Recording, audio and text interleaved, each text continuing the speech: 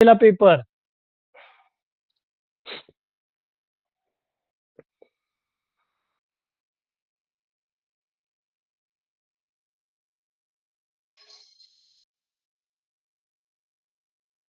Hello, का फक्त हरिओमचाच paper सुरू होता? आमचे नाहीये सर पेपर. सर आमचे 26 जानेवारीच्या पूर्वीच होऊन गेले. हा नाही, काही स्कूल नंतर झालेली होती, म्हणजे आता सुरू आहेत, काहींचे होऊन गेलेले आहेत. आता परीक्षेचा जो अभ्यासक्रम आहे तो सर्वांचा पूर्ण होत आहे. मागच्या तासाला आपण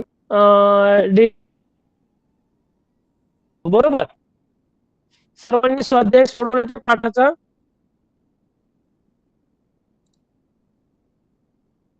सोडवलं सर. सोडवलाय. काही प्रश्न आहे त्या पाठाविषयी?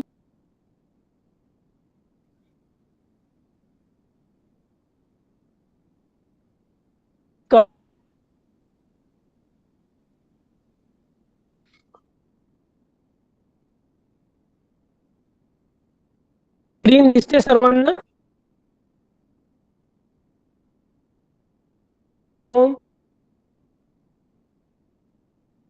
स्क्रीन सर तुमचा आवाज ब्रेक होतोय.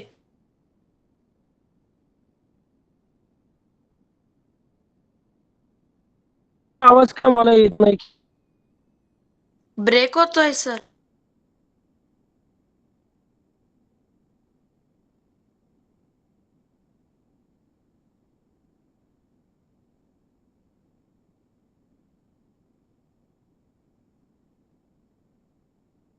होते नेटवर्कला काय माहिती. बारीक बारीक येते जरा. बारीक बारीक येतोय. आता बरोबर आहे सर. हा येतोय ना? काही ना नेटवर्क मुळे जे आहे ते हे होत असेल.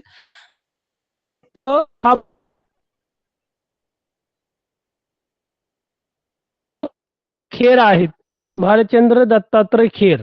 काय बरं, कोणाकोणाचा हा पाठ होता? कोणाच्या संदर्भात हा पाठ जो आहे तो होता? त्याच्यावरची थोडीशी ही घेऊया आणि आपण पुढच्या विषयाकडे, पुढच्या घटकाकडे जे आहे ते वळणार आहोत. तुम्ही पटपट उत्तर देत चला की जेणेकरून मला पण समजत जाईल. हरिओम, बाकीचे ज्यांना, हा रितिका, नेहा, बोलत चला जरा पण. नाही आपण हसरे दुःख, मला काय झाले ते थोडं फक्त एकदा सुरुवात करा की जेणेकरून मला हे होईल की तुमचे काही प्रश्न असतील किंवा काय, तर त्याबाबत जे आहे ते समजेल. कोमल, काजल, वेदिका नाही का आज जॉईन झाली? बर. ज्योती, हसरे दुःख या पाठामध्ये तुम्ही काय काय अभ्यासलेलं आहे? मागच्या तासाला जे जे उपस्थित होते त्यांच्यासाठी कोण आहे? मुख्य पात्र कोण होते यामध्ये? लिली हार्ले आणि तिचा मुलगा काय नाव? चार्ली. हा, तर ती एक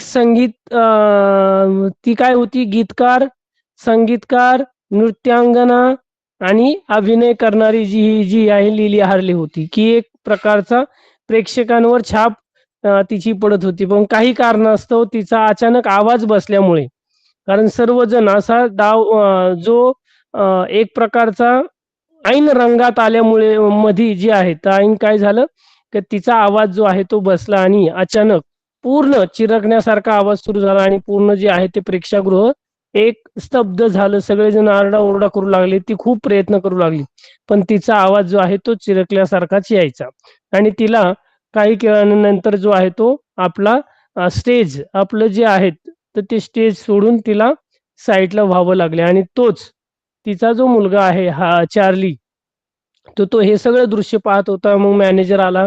मॅनेजरने सांगितलं की तुमचा हा कार्यक्रम, आपला हा कार्यक्रम जो आहे तो मधीच आपल्याला काय करता येणार नाही, सोडून देता येणार नाही. तर त्यासाठी तुम्हाला काय करावं लागेल, तर तुमचा मुलगा हा सुद्धा चांगलं गायन करतो, चांगला अभिनय करतो, की त्याला तुमच्या जागेवर जो आहे तो सादरीकरण करावं लागेल. आणि मग त्याने सुरुवात केली की सर्व एक प्रकारचा सभागृहात हाशा पिकला आणि सर्व सभागृह दुमदुमून टाकलं. वाद्यवृंद असतील, एक सूर त्याचा सुरू झाला आणि जशा प्रकारे तिची आई गात होती ते त्याहून चांगल्या प्रकारे तो जो आहे तो गायन करावं लागला आणि प्रेक्षकांपुढे त्याचं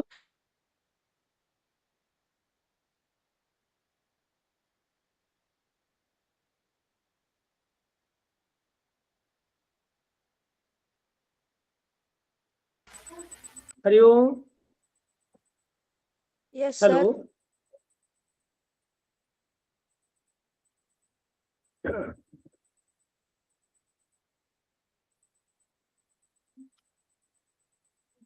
पुढे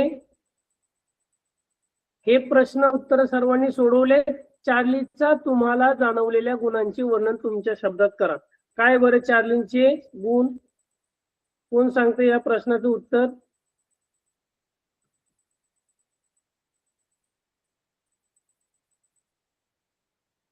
चार्लीच्या तुम्हाला जाणवलेल्या गुणांचं वर्णन तुमच्या शब्दात करा.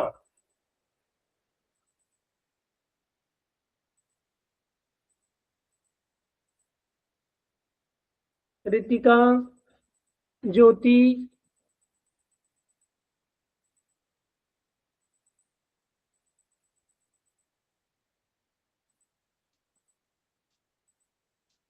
सर मी सांगू? हो जरा पटपट सांगत चला. मला पण तुमचा आवाज येत नाही की माझा आवाज तुमच्यापर्यंत पोहोचतोय की नाही किंवा तुम्हाला आवाज येतोय की नाही. हा. सर जेव्हा लिली आर्लेच 5 वर्षाचा होता, धाकटा मुलगा चार्ली विंग मध्ये उभा होता तेव्हा. त्याच्यातले गुण हे तुम्हाला 2 मार्कांना प्रश्न असतील आणि असं आहे 2 ओळीत संपवलं नाही पाहिजे त्याचं उत्तर. हरिओम. व्यवस्थित सविस्तर सांगायचं उत्तर. हे स्वमत आहे तुमच्या शब्दात. चार्लीच्या तुम्हाला जाणवलेल्या गुणांचे वर्णन तुमच्या शब्दात करा असा प्रश्न आहे. हा प्रश्न परीक्षेला आला तर त्याचं उत्तर साधारणतः तुम्हाला देता आलं पाहिजे. कोणाकोणाला येते? हरिओम तू तर सांग. बाकीच्यांना येते त्यांनी पण तयारी करायची, सांगायची.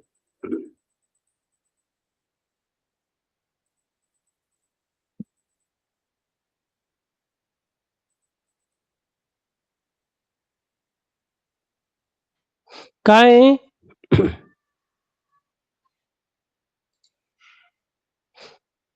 हरिओम सांग काय आहे चार्लीचं तुम्हाला जाणवलेल्या गुणांचं वर्णन. त्याचं गुणांचं कोणकोणते त्याचे गुण जे आहेत ते होते चार्लीचे?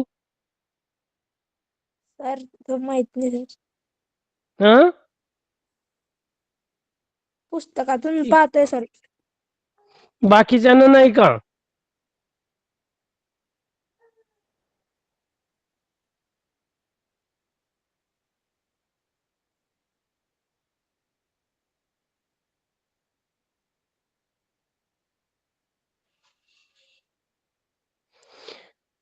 ज्योती, रितिका.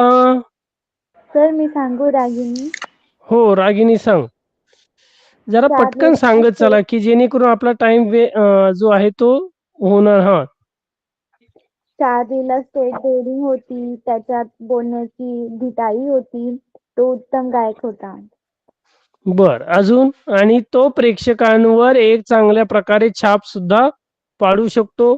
लवकर तो काय होता त्याच्यामध्ये स्टेज डेअरिंग म्हणतो आपण, एक प्रकारची होती. प्रेक्षकांना त्यांना चांगलं काय आपण म्हणतो की मंत्रमुग्ध करण्याची कला ही त्याच्याकडे जी आहे ती अवगत होती. आणि लवकर तो काय करत होता कुठल्याही ज्या गोष्टी आहेत तो चांगल्या प्रकारे आपल्या स्मरणात ठेवू शकत होता. चांगल्या प्रकारे ते गायन असेल आपल्या आईकडली जी कला आहे तो लवकरात लवकर त्याने आत्मसात जी आहे ती केलेली होती.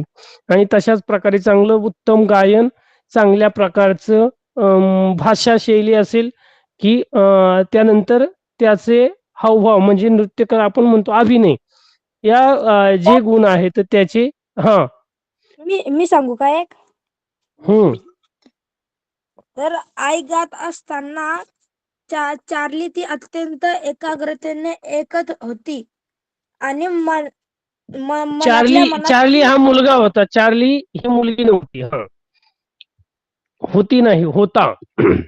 आणि हार्ली ही त्याची आई होती. सांग, पुढे सांग. आई आणि मनातल्या मनात ती आत्मसात करत असे होती. ओके. स्टेज मॅनेजरच्या जागी तुम्ही आहात अशी कल्पना करून त्या प्रसंगात तुम्ही कसे वागाल ते सविस्तर लिहा. म्हणजे साधारणतः तुम्ही एखादा प्रोग्राम, अगोदर मी हा प्रश्न सविस्तर तुम्हाला शब्दात त्याचा अर्थ सांगतो आणि मग तुम्हाला त्या प्रश्नाचं उत्तर तुम्ही काय कराल तर हे द्यायचे की स्टेज मॅनेजरच्या जागी तुम्ही स्वतः असाल किंवा आपण असू, तर अशी कल्पना केली तर या प्रसंगाला तुम्ही कसे सामोरं जाल. हा प्रसंग म्हणजे काय, तुम्ही मोठा कार्यक्रम आयोजित केलेला आहे आणि तुम्ही कोणाला तरी गेस्ट बोलवलेला आहे. मग गायन असेल, नृत्यकला असेल, समजा साधारणतः आपण म्हणतो की गौतमी पाटील असेल किंवा एखादा व्याख्याता असेल, नृत्यांगना असेल आणि तो एक प्रकारे काय करत आहे, खूप पब्लिक जमा झालेला आहे, चांगल्या प्रकारे खूप गर्दी केलेली आहे आणि कार्यक्रम चांगल्या प्रकारे सुरू आहे आणि अचानक तो जो वक्ता आहे, ती नृत्यांगना आहे, काहीतरी ती आजारी पडल्यामुळे म्हणा किंवा काहीतरी व्यत्यय आल्यामुळं ती कार्यक्रम जे आहे ते साधारणतः पुढचा करू शकत नाही. आणि मग अशा परिस्थितीत तुम्ही या प्रसंगाला जे आहे ते कसे जे आहे ते तुम्ही कशा प्रकारे तुम्ही वागाल, तर याविषयीची सविस्तर माहिती तुम्हाला साधारणतः द्यायची आहे. मग सांगा, मग काय आहे.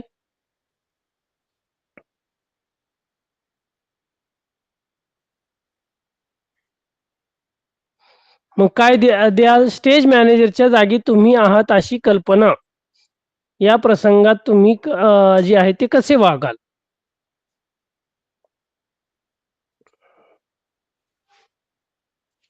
कोण सांगतंय. रागिनी सांगतेस.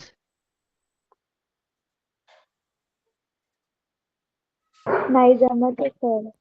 हरिओम, रितिका, नेहा, नाही जमत. सर ज्योती. सर हो, मी सांग मी जर प्रेक्षकां मी हा सांग प्रेक्षकांना सांग. मी प्रेक्षकांना समजावून सांगितले असते की लिली हार्लेचे आवाज बसल्याने मी गाणे सादर करू शकणार, ते गाणं सादर करू शकणार नाही, परंतु त्यांच्या जागी एक नवीन कलाकार सादर करणार आहे. मी चार्लीला धीर दिला असता. तर कुठलेही एक असेल तर भावनिक, आपण जो वक्ता असेल, जी व्यक्ती असेल, ती जेव्हा आपण ती कार्यक्रम किंवा एखादं सादरीकरण करत असेल, अचानक कुठल्याही प्रकारचा जो आहे तो प्रसंग आलेला असेल, तिच्यावर असेल किंवा तिची तब्येत खराब झालेली असेल त्या व्यक्तीचा काहीतरी, तर अशा परिस्थितीत तुम्ही त्या व्यक्तीला चांगल्या प्रकारे धीर देऊ शकता. ऑडियन्स म्हणजे प्रेक्षक जे आहेत त्या लोकांना व्यवस्थित समजावून सगळ्या गोष्टी सांगू शकता आणि तो कार्यक्रम तिथे बंद न पडता त्याच्या ऐवजी दुसरा एक कलाकार जो आहे तो त्याला तुम्ही जे आहे ते पुढे करून एक प्रकारे त्याला सादरीकरण करण्याची तुम्ही विनंती करू शकता आणि तो कार्यक्रम जो आहे तो चांगल्या प्रकारे पुढे पार पाडू शकता. आणि अशा प्रकारे जे आहे ते साधारणतः तुम्ही एखादा कार्यक्रम समजा आपण ऑर्गनाइज केलेला असेल, आयोजित केलेला असेल, तर तो कार्यक्रम चांगल्या प्रकारे तुम्ही वेळेत जो आहे तो थोडी त्या सर्वांची दिलगिरी माफी मागून जे आहे तो त्याच्या ऐवजी त्या व्यक्तीच्या ऐवजी दुसऱ्या व्यक्तीचा जो आहे तो कार्यक्रम तुम्ही काय करू शकता, चांगला करू शकता. तर अशा पद्धतीचं साधारणतः परीक्षेला हा प्रश्न जर विचारला तर तुम्हाला या प्रश्नाचं उत्तर असं सविस्तर सांगता आलं पाहिजे. हसरे दुःख या शीर्षकाचा तुम्हाला समजलेला अर्थ तुमच्या शब्दात लिहा. कोणाला येतं आता याचं उत्तर. हसरे दुःख हे टायटल आहे आणि आपण सुरुवातीलाच हा पाठ पाहत असतानाच तुम्हाला जे आहे ते याविषयीची माहिती काय केलेली होती, दिलेली होती, बरोबर. तर मग काय बरं, कोण सांगेल. सर हसरे दुःखामध्ये हस बी आहे आणि दुःखाबद्दल बी आहे. काय आहे. या पाठ असा आहे की हसरे दुःखामध्ये आपण हसता पण आणि दुःखात पण पडतात. दुःखात पण पडता. बर. सर सर मी मी सांगू रागिनी. हा सर वेदिका. हा वेदिका लास्ट लेट जॉईन झाली का?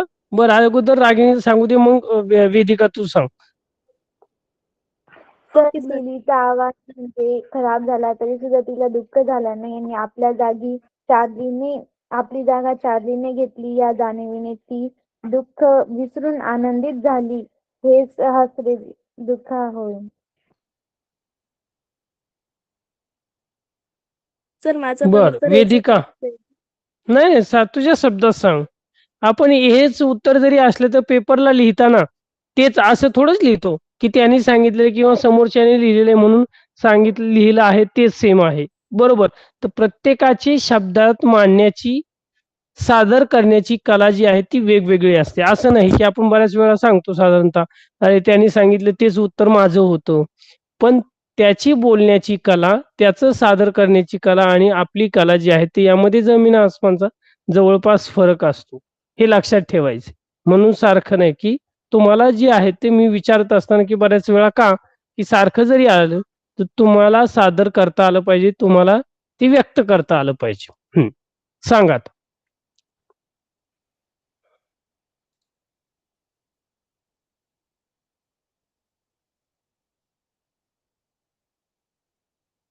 वेदिका.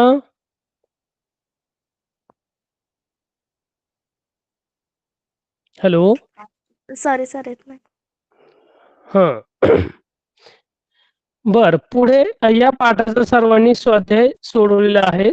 तर आपण पुढे सुरुवात करूया. जेवढा होईल तेवढा हा पाठ जो आहे तो आपण घेण्याचा प्रयत्न करणार आहोत. प्रीतम.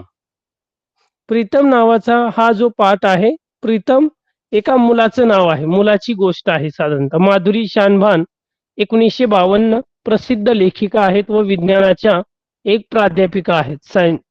आणि स्वप्नांकडून सत्याकडे, रिचर्ड फेनमन एक अवलिया, एक संशोधक, CNR राव अनोख्या रसायनाने बनलेला माणूस, APJ अब्दुल कलाम एक व्यक्तिवेद, JRD एक चतुश्र माणूस, brain wave, layers tour young scientist इत्यादी पुस्तके हे जे आहे ते त्यांची प्रसिद्ध आहेत. त्यांच्या अनेक विज्ञान कथा पण आहेत. आणि हे वैज्ञानिक अशा प्रकारचे ज्या माधुरी शानबान आहेत एक प्रकारच्या, आणि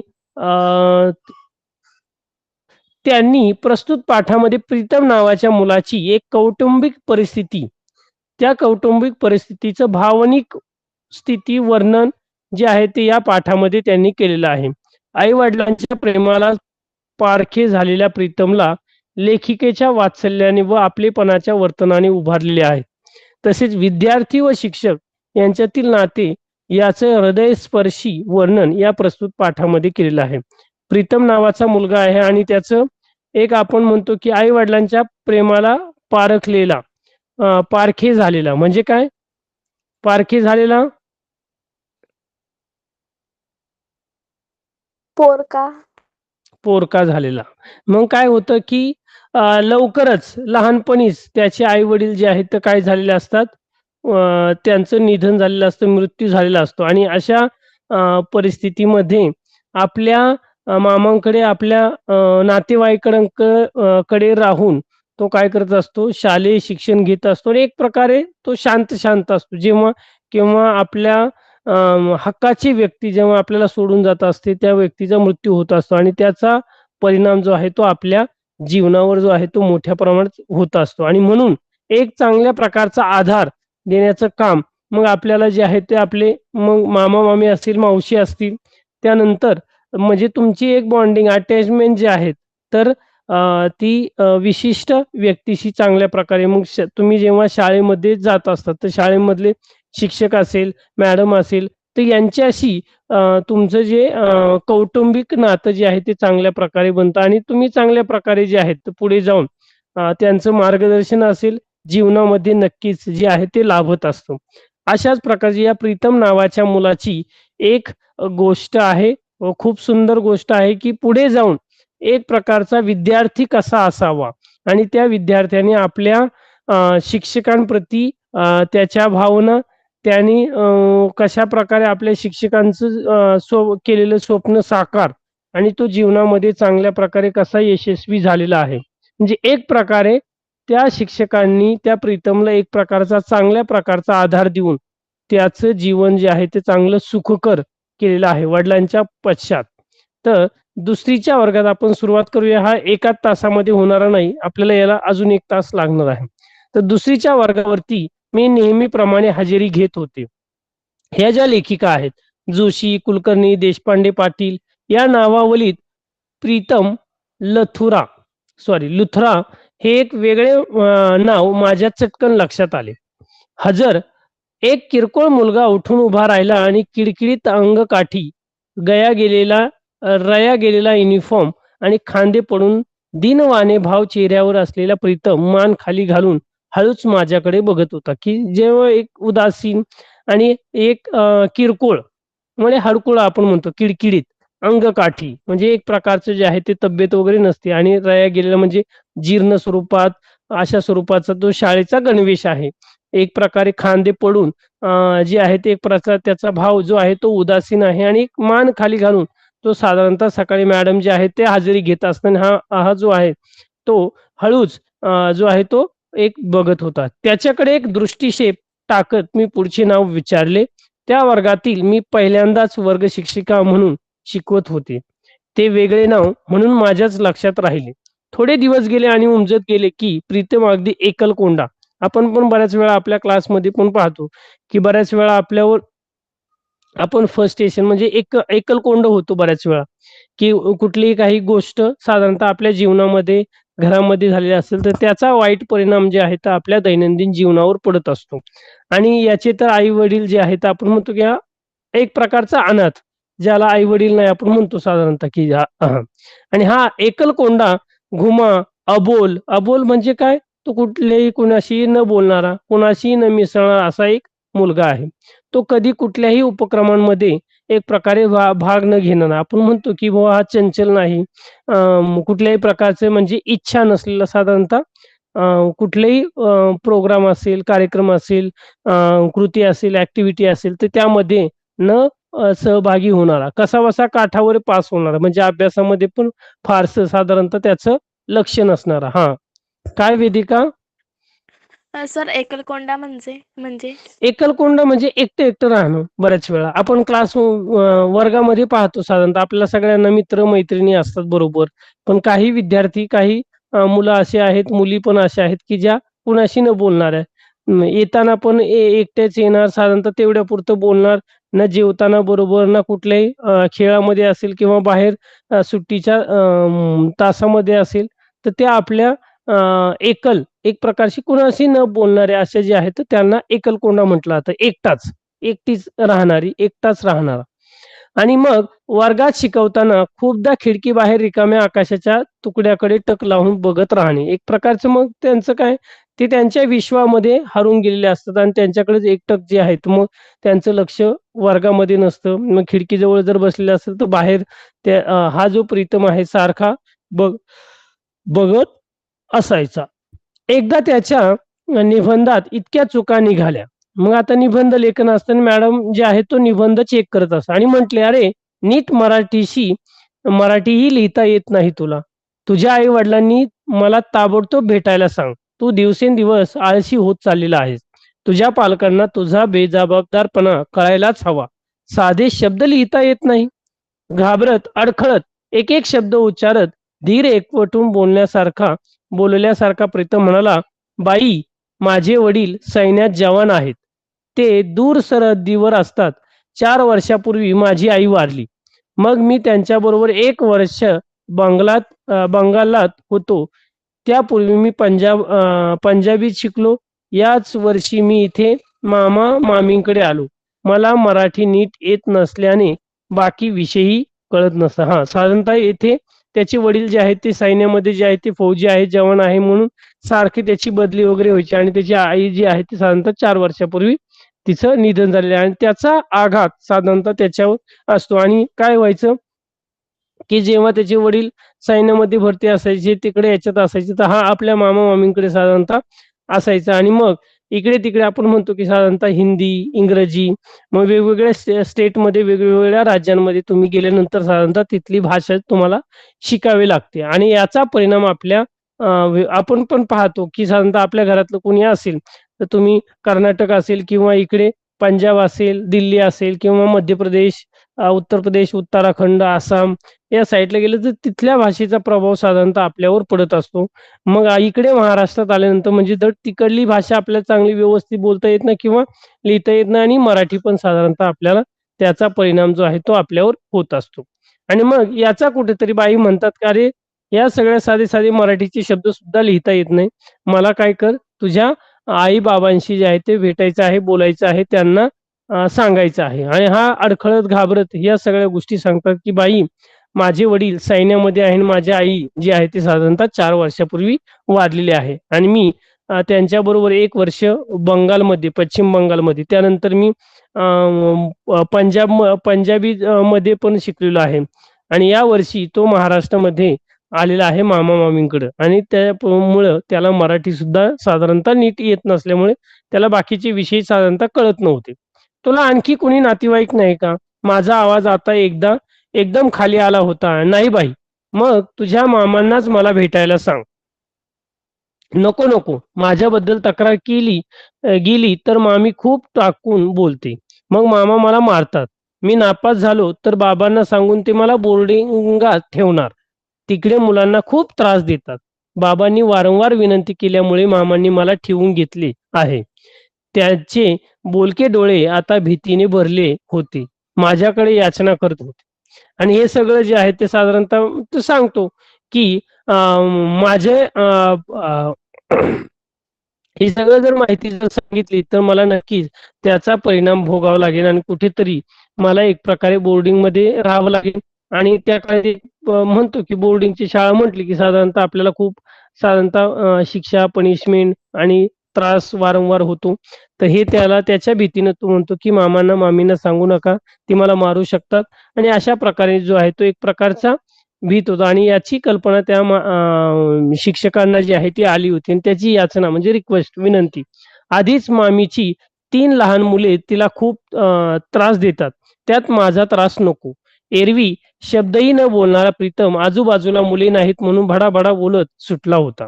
त्याच्या विचित्र आडनावाचा, अबोलपणाचा, काही कळत नसल्याचा खुलासा कळला तसे माझ्या काळजात काहीतरी लक्कन हल्ले. मी चटकन त्याला जवळ घेतले. क्षणभर त्याचे अंग चोरून घेतले. मला कळले 7-8 वर्षांच्या मनाने त्याचा देह खूपच किरकोळ, सुकल्यासारखा होता.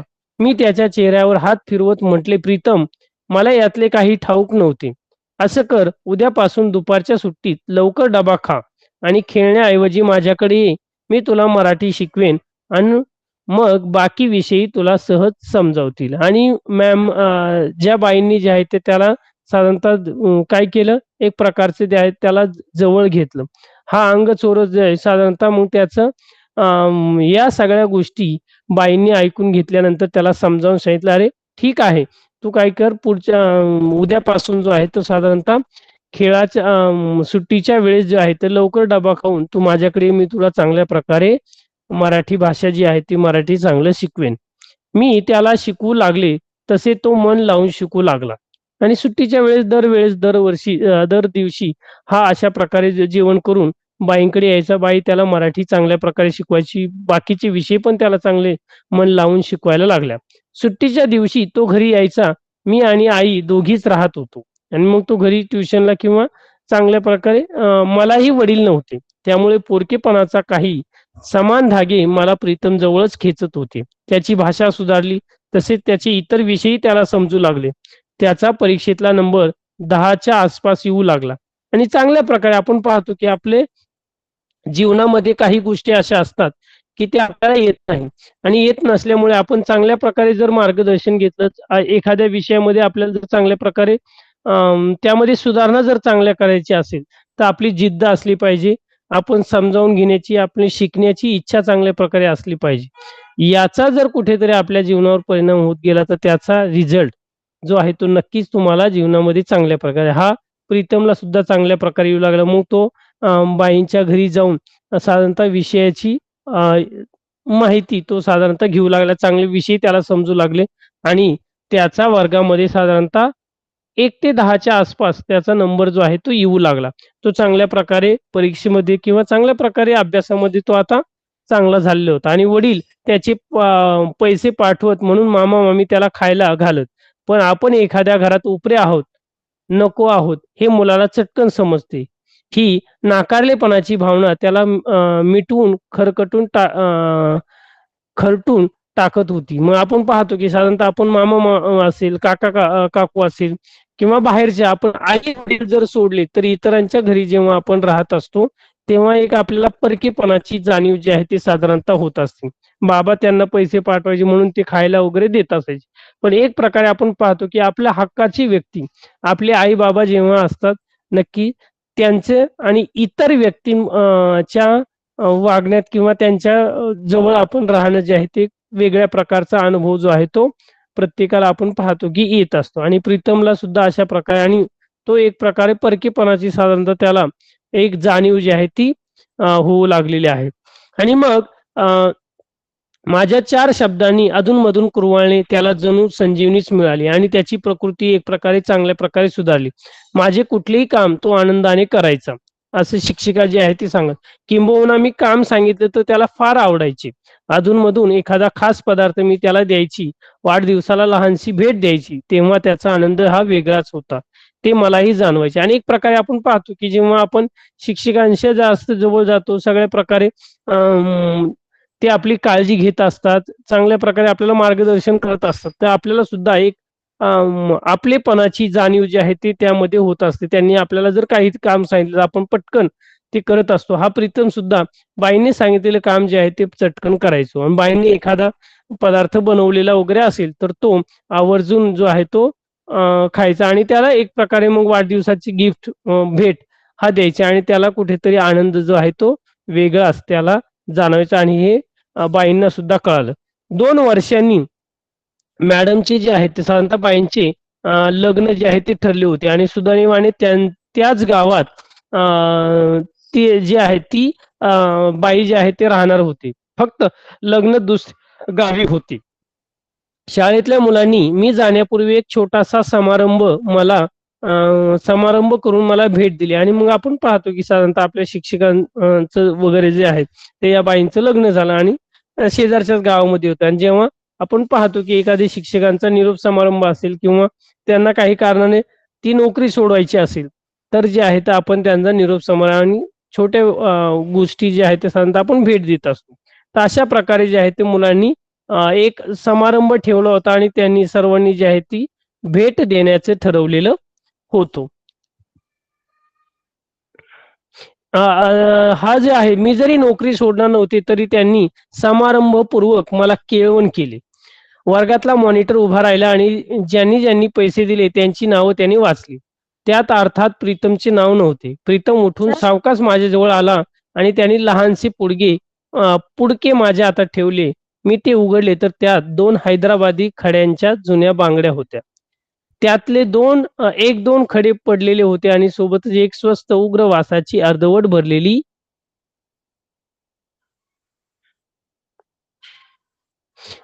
अत्तराची बाटली होती. त्या जुन्या बांगड्या बघून सगळेजण हसायला लागली. प्रीतम ओशाळवाणा झाला.